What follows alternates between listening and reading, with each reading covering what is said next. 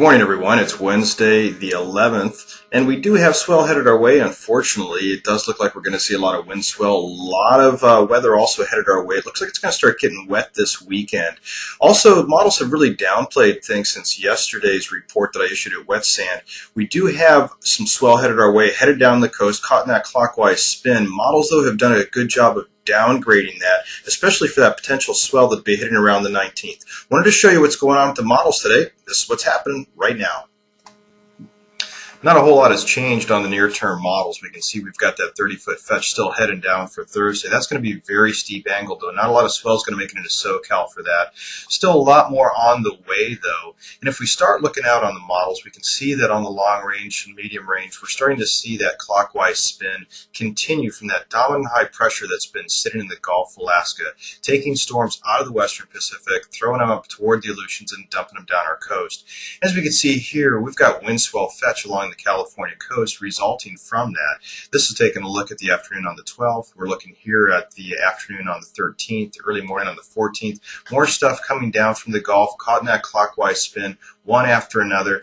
Even more lined up into the Gulf of Alaska to head down our way. Each one of these also has a lot of wind, has a lot of rain associated with it. And these are models looking at what's going to be happening over the weekend. Then we start seeing something that'll be forming up in the Gulf of Alaska, just like the other systems, but then increasing more as it progresses downward. Now, yesterday those models were saying this was going to be quite an impressive fetch that would be bringing us swell for the 19th, but that doesn't look to be the case this morning. In fact, this is what the models were showing yesterday. This was out about 168 hours. We can see that there would be a 36-foot fetch, only about 850 miles away from Southern California. This would have produced some very large surf for Southern California, but that's what the model said yesterday. Taking a look at the models today, it's a whole different story. Taking a look at only a small 25-foot fetch, severely downgraded from what it was. In fact, the models have downgraded a lot of those swells coming down from the Gulf of Alaska from just yesterday's model run.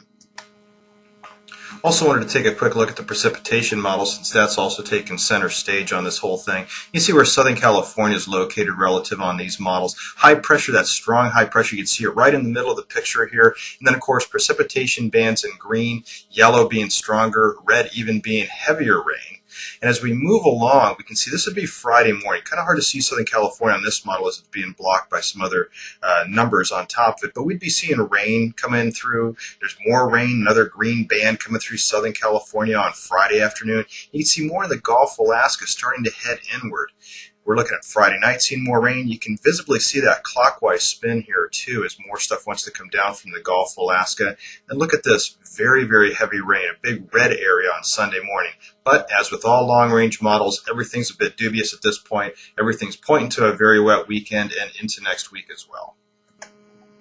So that's a quick look at what's happening across the Pacific. So to sum things up, we do have swell headed our way. We will be seeing increases on and off throughout the next 5-6 days or so.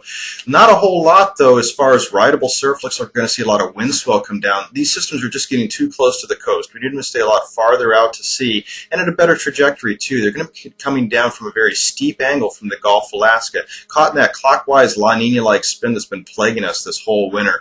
That's also going to be dumping a lot of rain on our region. That high pressure is centered such that the other side, the east side of its spin, is going to dump those rainy systems right down our coast. If that high pressure system could have spread a little bit more toward the east, then we'd see a lot clearer weather. It's just not going to be the case. As far as the swell for the 19th, at this point, I'm going to go ahead and downgrade it. I'll be doing that also in tomorrow's report on wetsand.com.